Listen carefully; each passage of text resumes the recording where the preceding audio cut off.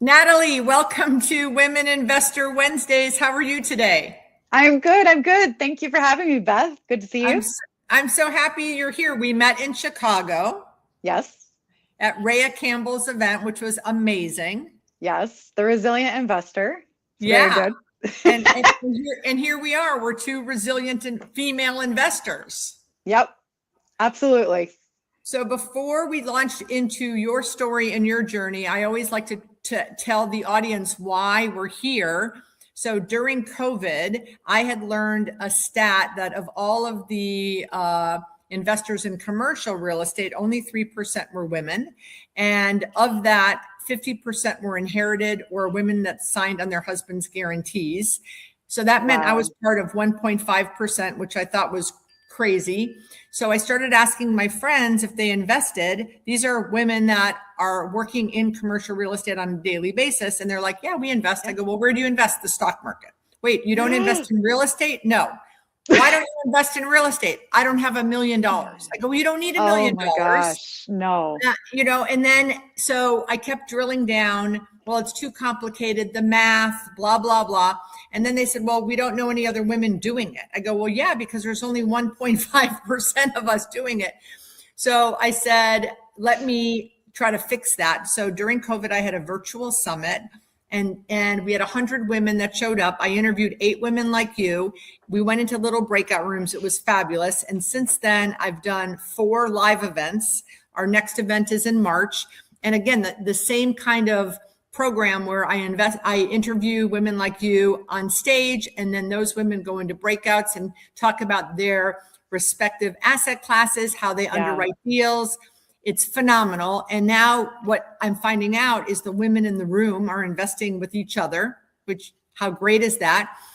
But I realized because I capped that event at 250, because the intimacy of trusting each other and investing with each other, I don't want it Yeah. to get any bigger. So Yes. I realized I'm not going to reach my goal of getting more women to invest, which originally my goal was 10%. But then last year, the theme of the conference was think bigger. So I said, I challenged my own self to take this to 30%. So I'm not going to get there if I cap the conference at 250. So that's when I decided to do a weekly podcast, Women Investor Wednesdays. And that's why you're here. I love it. It's perfect. So tell the audience about you, where you live, how did you even think about investing? And then we're going to launch into the story of your first deal. And then we'll go through your whole portfolio, but you've recently just started. Yes, I recently did just start. I just finished my first year in real estate investment. So I'm looking to 10x what we did this year, next year. Um, Congratulations. Thank you. Thank you. So happy to be part of increasing this percentage for commercial multifamily. Yes.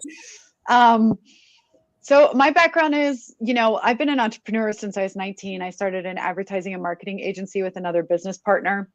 And I've been running that for the last 20, years or so here. I still run that today. In tandem with that, I also was pursuing and then had and continue to have a professional career as an actress and a screenwriter in Hollywood. So I lived in LA for the last 20 years doing that, and that was my life. And then, COVID hit. There were many, what I would say, emergency situations that happened. We had 2008 with the financial crisis, right? And then we have COVID. There were a lot of little bumps along the way in the marketplace that kind of made me realize that, I needed to kind of pivot into something else, or at least balance my little portfolio of tools and skill sets. And nothing more so than when COVID hit, it really shut Hollywood down. A lot of our advertising clients thought the world was ending, right? Everything shut down. And so a huge portion of the business just kind of, came down. And so I realized, well, we have AI, very quickly coming up here, we're use it so much today in everything that we do. But at that time, it wasn't used as much, right? And I could see that it was going to disrupt entertainment. I could see it was disrupting what was going on in advertising and marketing. And I've always wanted to get into real estate, but I didn't think that it was something someone like me could do. I grew up, in a kind of lower middle class kind of upbringing. So, I just didn't think that I thought that was something that rich people do, like, as you mentioned, or people that inherit, Right. buy big buildings and develop and stuff. And it just came across, to me that that's not the case. I started doing some research because I had a little bit more time, and I was very adamant, and I knew I needed to pivot. And I really, really had always wanted to be a builder. I did not ever want to be a realtor. No offense to realtors. Realtors do a great job, but that is not my calling. I always wanted to be a builder. I wanted to build things. And I realized that, the two best asset classes to be in are finance and real estate investment, and no matter what the market does, up or down, a real estate asset retains its value. Nobody's going to argue that there's not a value there. Whereas in some of these other verticals that I've been working in, sometimes, that fluctuates a little bit more. So, and also too, honestly, I was really burned out, Beth. Like, I was burned out by like advertising and marketing and the whole, like, pushing people to consume. And like, what are you doing to give back? Nothing. You're just consuming. Nobody's building anything. Nobody's creating anything. And I just felt like my heart was moving in a different direction. I was being called in a different direction. So I got involved in a women's mentorship group for real estate. And I started there. I started learning everything. It was supposed to be 12 months, and it was, which was great. But I ended up like reading all the information that they provided and getting it pretty quickly within like 3 months. And I was like, what's next? And you're like, I can do this. Yeah. At that point, I'm like, I can do this. I can definitely do this. All right. I have some questions, but I just want to execute. So I was like, man, where else do I go for more information? So I was looking for other programs, basically emptied out a lot of my savings, and just cleared that baby out. Just paid for every mentorship I could possibly to meet as many people and learn as much as I could in a short amount of time. And then I started doing workshops on the weekend. Obviously, Reyes was one of those.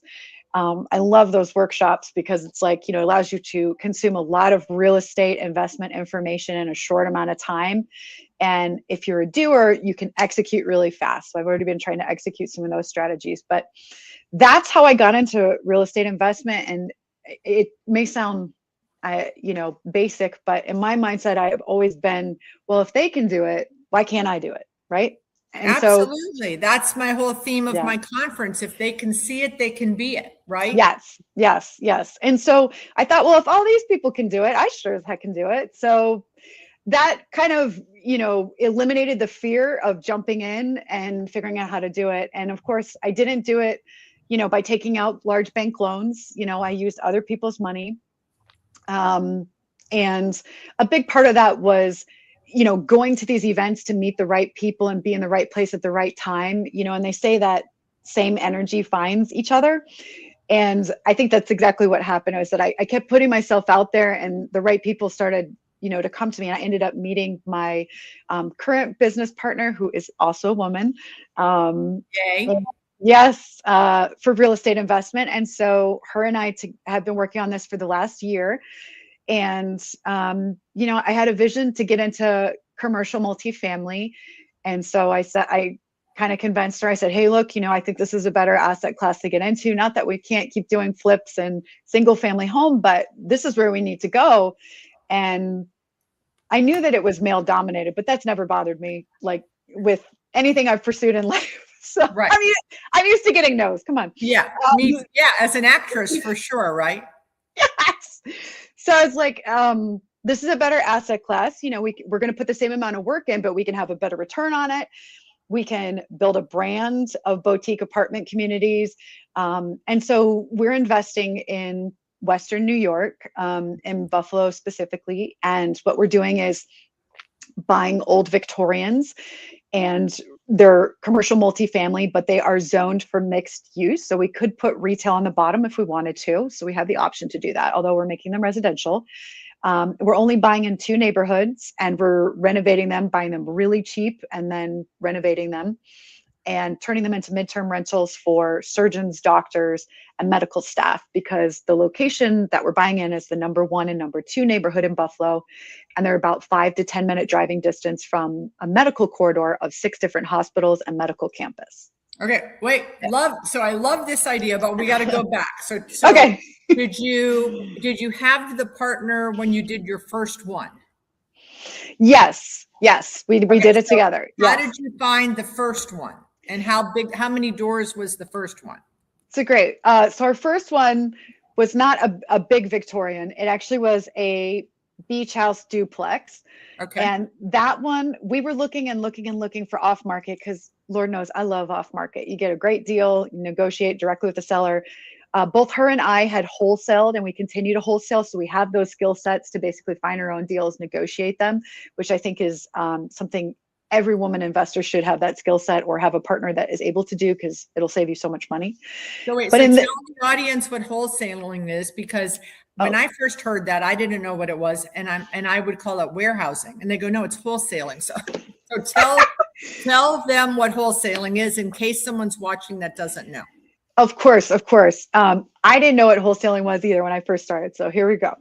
Wholesaling is basically like, you watch on HGTV, you house flip, right? Everybody flips the houses. It's exactly the same as that, except instead of flipping the house, you're flipping the paper. So what it means is that you go and tell a seller, hey, I'm going to buy your house for this dollar amount. The seller agrees, they sign it to you, and then you have 30 days to close.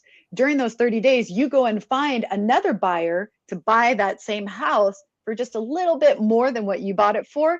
And that difference is what you collect as a wholesaler. And that's wholesaling. How many wholesale deals have you done in your career? I've done 8, and then I was like hardcore into the buy and hold strategy. So did you ever get stuck? Like, I always wonder what percentage do people get stuck and then they have to, do they not close, or do they close and then they flip it? Like, what happens? Well, out of the 8 that have closed, there were more than that were under contract that fell through. I would say probably 12. So there you go. There's your difference. So when you say fell through, you dropped them because you couldn't find someone to flip it to? No, there were squatters in 2 of them, and the seller refused to take the steps necessary with the particular state they were located in to remove them, which made it incredibly difficult for me, obviously, to find a buyer. That's just not going to happen. Right. So that was the case with 2 of those. Another one was just a rookie mistake. It wasn't, I didn't write something in the contract the way that I should have. And they ended up going with another wholesaler that offered them a little bit more money, like underneath me. And I'm not a big believer in suing. I'm a big believer in karma. So I just let it go. So that happened on that one. Yeah, that was a lesson learned, right? Yeah. Yeah. But if wholesalers don't find people to sell the paper to, do they normally just drop the contract? And do they lose the deposit if they do that?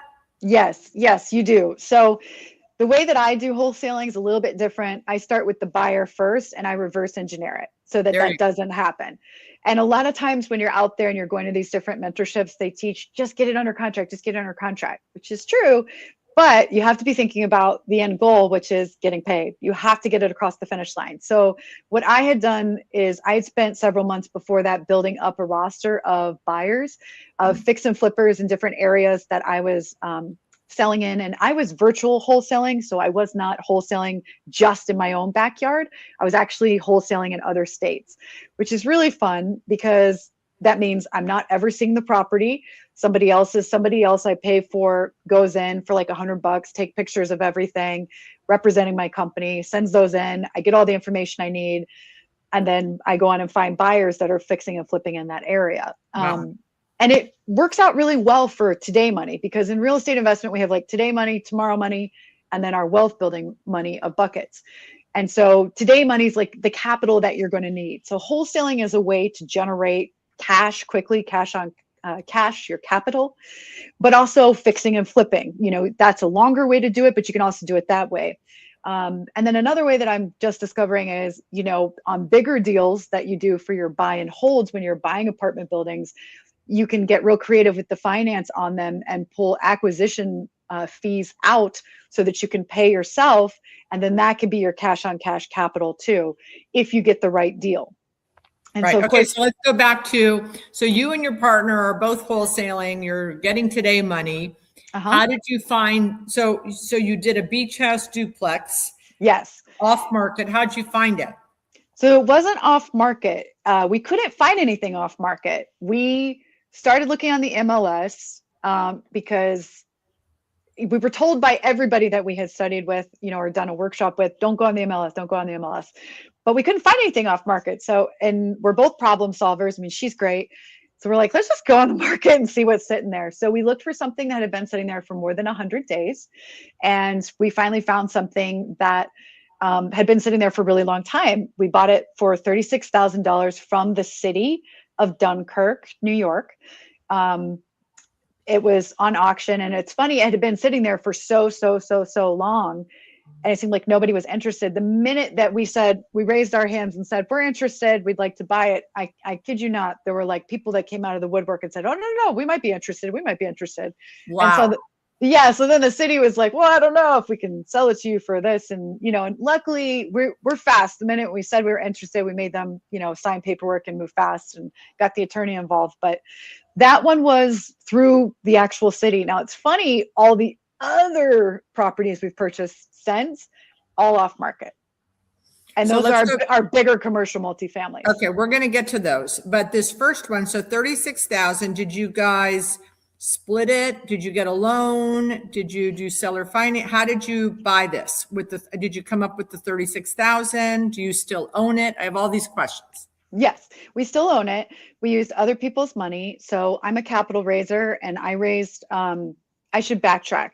I went to all these workshops, as I was mentioning, to get into real estate investment and then I had this kind of turning point moment. I went to a big show with like thousands of people, and as a joke, somebody had said, oh, Natalie, you should sign up for this thing where they do this hot seat, like on stage.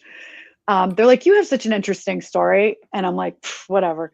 And so like I did as a joke, I ended up getting picked because that's how it works, right? That's how, yeah. Like, right. There's like thousands of people. So what I'm saying is that this was the turning moment when I started to focus what I was doing and realize, because I had just made a decision to try to capital raise, and I had just raised 200,000 on this project.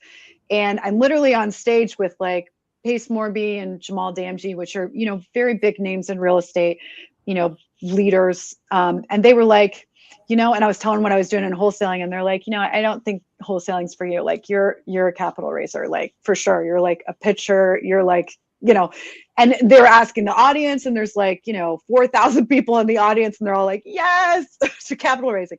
And I said, well, that's funny because I get paid on Monday from my first capital raise deal. And so it's like all these things aligning in the world. And that's why I say like same energy, find same energy. But it was a real turning point for me because I still had a little bit of doubt in my head. Can I do this? Maybe this was a fluke. But all these people saying, this is who you are based on your skill sets and where you've come from, you can do this. I just like took off at that moment. So you were like, you were having imposter syndrome.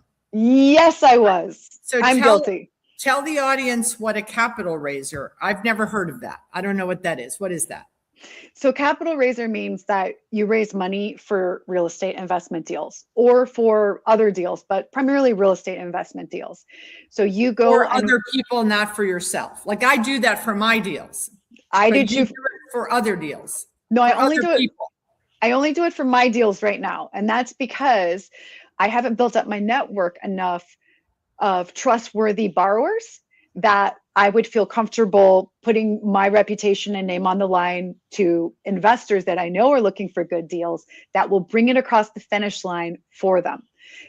And I am currently building that right now. So that's kind of one of my game plans for the next year, is to continue to find other borrowers so that I can expand on that capital raising business, because I think it's very important that you're not just looking for a good deal. I've seen a lot of good deals out of there that have gone bad just in the groups and mentorships I've been in. And a lot of it has to do with the borrower, because the reality is when you get into this business, there are going to be problems. There's going to be a surprise. And sometimes there'll be small surprises, and Lord, we really love those, right? But sometimes they're going to be big, and that can be scary for people. And sometimes they freeze, they freak out, and they don't handle it properly. And then they everything falls apart and they can't get the project across the finish line. That hurts the people who've invested in you. And certainly if someone has raised money and put their reputation on the line for you, that's going to hurt them too. So that's why I'm currently only raising for my projects and my projects with my business partner right now. But I would like to build, that is a long-term goal of finding other borrowers that have a history of moving things across the finish line that are looking for capital raisers. I'd certainly be looking to find them. Yeah. So I raise money for my own deals, but I don't call myself a capital raiser. I call myself a GP, and I'm looking for LPs. Okay. Yes. Yeah. So no, we don't do syndications yet. We're doing JV agreements. So according to the SEC, we have to keep our investors at 10 or under to remain compliant. It's a little different structure, and it's a structure that we decided to go with because one, inexperienced, needed to show a good track record that we can move something across the finish line, that we can, manage money well and do a good job with it. So we wanted to keep it small. So the commercial multifamily that I was targeting was 6 to 12 units per building. That keeps it just small enough that, and especially in Western New York with the prices there, that we can keep it to 10 investors or under, and we can all do it on a JV agreement where they can all be in first lien position. In doing that, which is what we did for the beach house duplex, we are able to raise the money to purchase the property. We're able to raise the money for the renovation. And then from there, the way that we cash them out is we do a DSCR loan at the end, which basically is a loan based on the ability of the asset to cash flow. So you have to show that. And then usually they give you 75% when you're starting out. If you have good credit and you have a track history, maybe with some single family flips, sometimes you can get more. Right now, we're at a place where we're getting 80% of the ARV. So that all that means is ARV is after retail value. So like the value of the asset, let's say, is 500,000, we would get 80% of that. And that's the amount of money they would give us. From a traditional lender. From a DSCR loan, yes. They're not a traditional lender in the sense that they're more for real estate investors. It's not something that's advertised to, let's say, retail people just shopping for a house, right? And putting 20% down. It's not that at all. So is it wealthy people like a private money lender, or is it an institution? It's a combination of both. Okay. They don't really ever tell you where the money's coming from, but they're just different companies that kind of source their money from a combination of both institutional and family offices, people who are very wealthy who need somewhere to put their money. And then these become your DSCR loans. What are the average interest rate on those? It can range between 7 to 12%. So you got to be careful about that. And again, it could be lower than that sometimes. Sometimes I've seen them as low as like 5 to 6. It depends on how good your broker is. We have a broker who doesn't take a huge fee. And so he always is sourcing different people to compete for our business. That allows us to get the best deal no matter what. Now, the key though is when you are going in to do this, you have to make sure that the purchase price of the property and the renovation costs and the holding costs and, paying out monthly interest, which we do for all of our investors. You have to make sure all of that is not going to be more than 80% of the after repair value. And that's how these numbers work. And that's why it's so important to find really good deals. So why wouldn't someone just go to a bank versus this at a 5.5%, 6% loan? Yeah, you could do that. You could go to a bank. The difference is that the flexibility. You have a lot more flexibility with private money lenders in the sense that you can get access to the money much faster. You can move faster. And especially in this business, if you're not able to put a deposit down, you could lose a good subcontractor because they'll walk. And especially in the area that we're investing in an area that was voted #1 for real estate investors in 2024 and in 2025. I suspect it will be in the top 5 next year as well for 2026. In Buffalo, New York? In Buffalo, New York, if you can believe it. Yes, they have a housing shortage. And so these subcontractors, they don't have a problem finding work at all. So if you do not have your stuff organized, your deposit ready to go, once you interview them, find them, and you're ready and to rock, they'll bounce. Oh my God. And And so Okay, if you, let's talk about the first apartment complex. What was the first one? How many units? that one is 6 units. It's 5 units in the main building and 1 unit in the back cottage. And what was the cost of that? That one, I'd have to look it up for you. Let me pull it up for you right now. Don't know off the top of my head.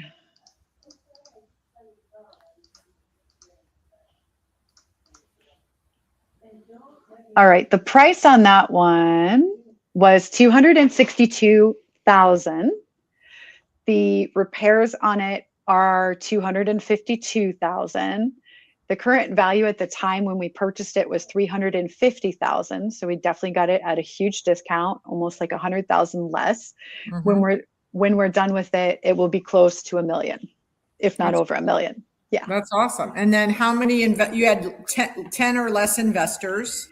Correct. We don't even have 10 investors on that. We have actually 7. So Yeah. 7 people. How much? And did they all put in the same amount? They did not. There is a minimum when you're doing this kind of structure because, of course, we're looking for a lot of money, and we have to keep it under 10 investors. So the minimum is $50K. So some people put in 50, but some people put in 300. Correct. And did you and your partner put in any money? No, we're not using any of our money. It's all sweat equity on our part. I don't understand that. I really don't understand.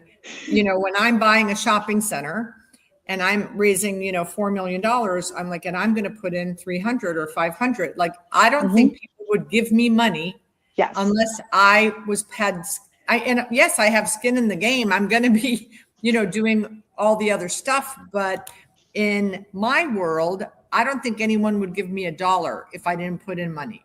For sure. And I agree. Once you get to a bigger level, which we will be in time, very soon, like, in the next year or 2 years, I think that we probably will be putting some of our money into it. At this stage, we're not. We're just trying to acquire as many small properties as we can, do a really good job with them, bring them across the finish line, make our investors a lot of money, make them happy, finish things on time, do what we say we're going to do, have a great experience for them. So they go to the next one and then the next one and the next one. Build a reputation basically so that we can then get to a place where we're able to do syndications. And yes, if I was going to somebody on a larger scale, they'd probably be like, hey, would you put money in? And by the way, I've talked to many investors that were like, how much are you putting in? And would not put anything into our smaller deals because we weren't putting any money in. Yeah, I wouldn't. I would not invest with anyone that wasn't putting in their own money. So is this deal done yet? Like, do you know how much you were able to give back to your investors in a return? So the return on it was 2 points up front and 12% annualized that they earn every month. They get a paid monthly interest payment. And this project is not done. These are large renovations for these. It's in the process. This will be completing in spring of next year. We're actually shut down right now to do asbestos remediation, which is so fun. And are you and your partner handling the renovations? Like, you've hired a contractor and you guys supervise it? Yes, we're doing everything. Very hands-on. Where do you live? I live in Scottsdale, and so does my business partner. We both travel to Buffalo once a week. Well, once a month for a full week. Full week we stay there once a month.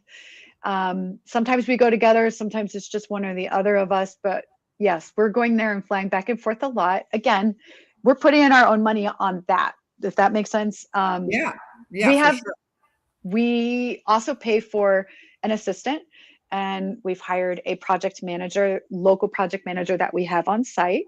And he does most of like the day-to-day stuff, basically making sure all the properties are secure, making sure the pipes don't freeze. Cause I don't know if you've been watching the weather, Buffalo just got hit with a ton of like snow and very cold front. So it's really important that these properties that you purchase, that the pipes don't burst. And if nobody's taking care of that and we don't have somebody coming by to check in on all that stuff, then that can happen, right? Because it's empty. It's all empty. The 5 units.